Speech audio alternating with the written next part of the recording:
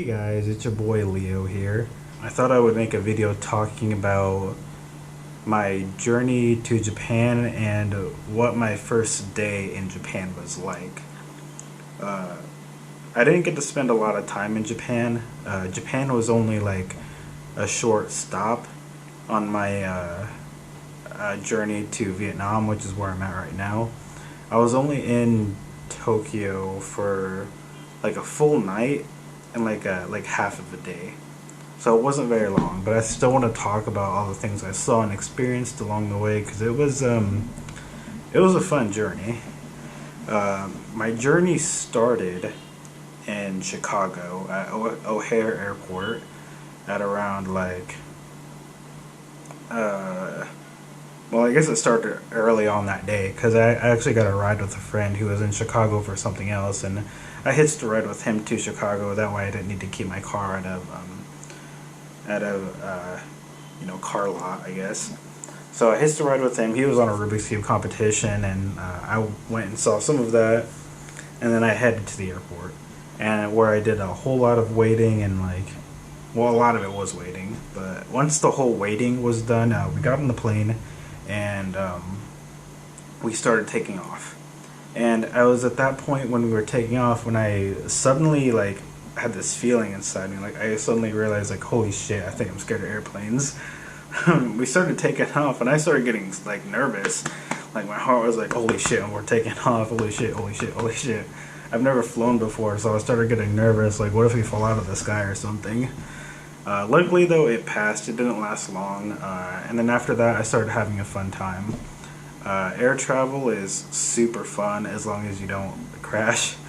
But that was fun. I enjoyed that immensely. The plane ride was actually a lot more enjoyable than I thought it'd be. I tried sleeping during a lot of it as much as I could, but I just have a really hard time sleeping. Luckily, I had a window seat, so I could see a whole lot of things going on. I could look out the window a lot, and I remember during the whole trip, I saw a whole lot of lightning. Every couple seconds, you look out the window and you look down. The clouds are so low, you can see the lightning everywhere. And I remember at one point, one of my favorite views. The whole trip was in the dark, but at one point where there was enough light, I think we were flying over the Alaskan and maybe part of the Canadian wilderness, and I remember seeing a whole lot of snowy mountains just spread all over the earth below us. It went on forever in every direction. I could just barely see enough of it, but I knew I could see enough to where I knew someday I want to see that in person. It was such a beautiful view, seeing all these big mountains from so high up. It was amazing. That's unforgettable. I'll never forget that view. And luckily I didn't have anyone sitting next to me. I had a window seat. There was an empty seat right next to me, and then there was a random person sitting on the other side of that empty seat. And luckily they were pretty cool. I ended up talking to them for a little bit and being a total nerd and showing them how to solve a Rubik's Cube. She told me about some of her life, and then I told her about some of my life, and then we ended up exchanging Instagrams, and we had a great time. Basically most of it just it was just really nice to talk to someone while I was on my way to Japan, and most of the time I just ended up sleeping as much as I could, and the food on the airplane was great too.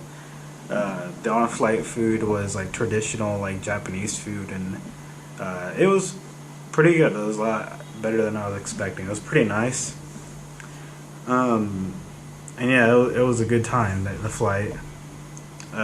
We landed in Japan after what felt like forever, and I was excited. We started getting close to Japan. I started seeing the city lights on the horizon from the window of the plane, and it was so thrilling. Holy shit, I finally made it. I've been waiting my whole life for this, and now I'm finally here. And I remember seeing the lights on the horizon. We started coming in, and I could feel the plane sort of shifting, coming in for a landing. And I was yes, I made it. We started coming in, and we landed, and my first impressions of the airport, it was huge. Like, it was a big airport. I think it was probably bigger than might have been bigger than the Chicago airport. But it was big. Originally, me and the person who was sitting next to me, they were going somewhere else, and they also had like a long wait time. But me, I had to wait like a full night and like half a day. So originally, we were gonna like explore the airport together because we had heard that the Japanese airport, Haneda, was like super huge and had a lot of things to see, and like was a place like, you know, worth exploring and walking around. But that didn't end up happening. They ended up having to you know, be rushed off to somewhere else where they had to go wait, and I had to go like somewhere else. You know, I'm gonna exit the airport so I can go do some exploring, even though it's like the middle of, well, it's not the middle of the night yet. It's like 8, I think, 8 at night. I think it's like 8 p.m. or 9 p.m. It was dark when I got there. It was the end of a day in Japan, and it was dark. And we parted ways. We said goodbye, and then I was on my own again. And so I started exiting the airport, which took a lot longer than I expected. It was there was a lot of paperwork involved. I had to fiddle around with like filling out these little like cards of stuff like, do you have anything to declare, blah blah blah blah. But after a while, I finally, you know, got to the part of the airport where I can leave, and I leave the airport, and it's a lot quieter than I thought it would be, because I thought the airport would be like bustling and like busy, and but it wasn't like that. It was so quiet. Like, you look around, there were like so many people just sort of like sleeping in random places.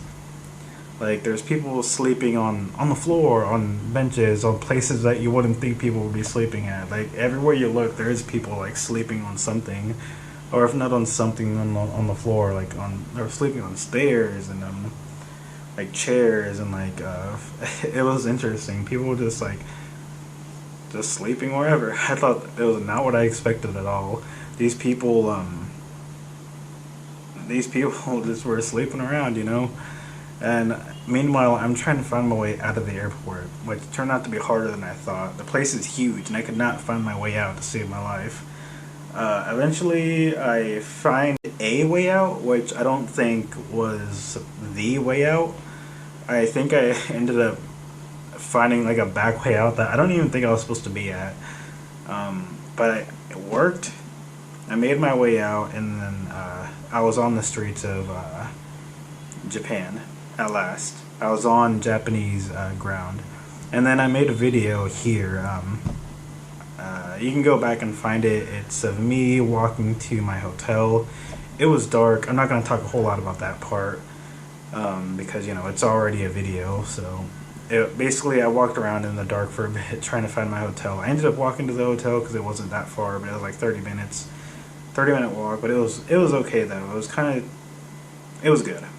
But anyway, once I got to the hotel, I realized I didn't have Wi-Fi, or I couldn't have service. Like, for some reason, my SIM card wasn't working. Like my one from home, even though I had purchased like international data beforehand, it's still like I wasn't able to use my phone for some reason. That part was like probably like the only not so good part about Japan, is just not being able to use my phone. So if I